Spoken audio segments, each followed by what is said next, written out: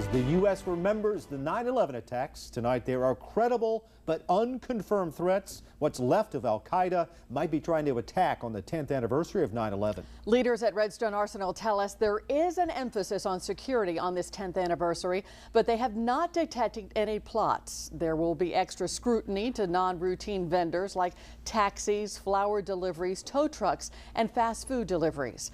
Construction at the World Trade Center site in New York City came to a halt today. As early morning preparations were underway at the 9/11 memorial, hundreds of workers stopped to observe a moment of silence. Really something there. Several air horns sounded in unison, and then the normally frantic pace of construction became quiet at the times the two towers were hit 10 years ago. Resiliency is a very important ingredient in defeating terrorism. Number one, New York is back, and number two, the terrorists did not win. At the Pentagon, an official ceremony marks the 10th anniversary of 9/11, honoring those who lost and those who lived through that terrible day. The damage was quickly repaired, but the day is memorialized both inside and outside the Pentagon. It seems like such a short time, and it seems like such a long time all at once. Meantime, the victims of Flight 93 will be remembered in Shanksville, Pennsylvania for their heroism as they fought against the hijackers on 9/11. The Flight 93 memorial dedications planned for tomorrow. Tonight, the public and the media have been asked to stay away from that site so family members of the victims can get a first-hand look at the memorial that's going to be dedicated tomorrow. That site represents the final resting place to our loved ones, and to know that it's protected and under the care of the National Park Service is a sense of comfort it provides to the families. There's an entire generation of Americans who just weren't old enough to understand what happened that day. And the job of helping them really understand falls on our educators. WAFF 48's Trang Do live now in Madison. Trang, you sat in on a class today. And Liz, that class was here at Bob Jones High School. Now these students, they were just 6 and 7 years old at the time, about 10 years ago. And so they're just now realizing the enormity of the September 11th attacks. I sat down on the couch and I turned on TV and I just cried. A reaction millions shared on September 11th, 2001, one of the most devastating tragedies in recent history. It's something Bob Jones history teacher Michael Hoyle is making sure his students mark and never forget. You know all the events, you know the whole timeline, the first plane hit here, second plane here, but it's a people story. It's about humanity, and when the chips are down, humanity has a way of coming together and working together to make things right, and I think that's exactly what happened on 9/11. Hoyle gives this lesson every year near the anniversary of the attacks, and it's clear his students understand the message. I'm the last generation to actually see it, remember it, and maybe understand it.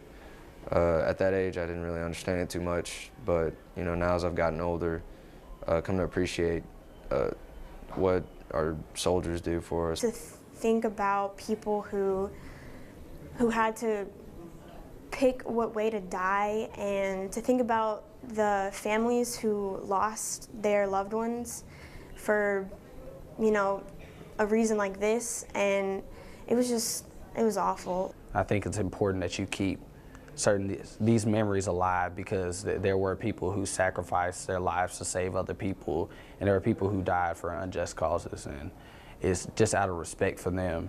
I think that we should keep the memory alive. This morning, the Daily News proclaiming it is war. A lesson Hoyle hopes will stay with these students long after they leave his classroom.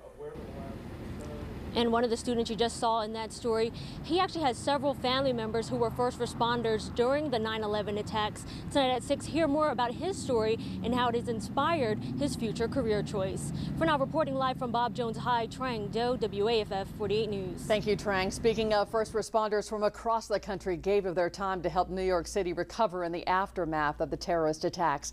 And that included some Valley police officers. That's right. Madison Police Sergeant Clayton Jordan was one of a group of 8 officers from that department who traveled to New York City to help just weeks after 9/11. Sergeant Jordan is a school resource officer at Bob Jones High School. He spoke to students there about his experience, which he says touched him and the other officers deeply.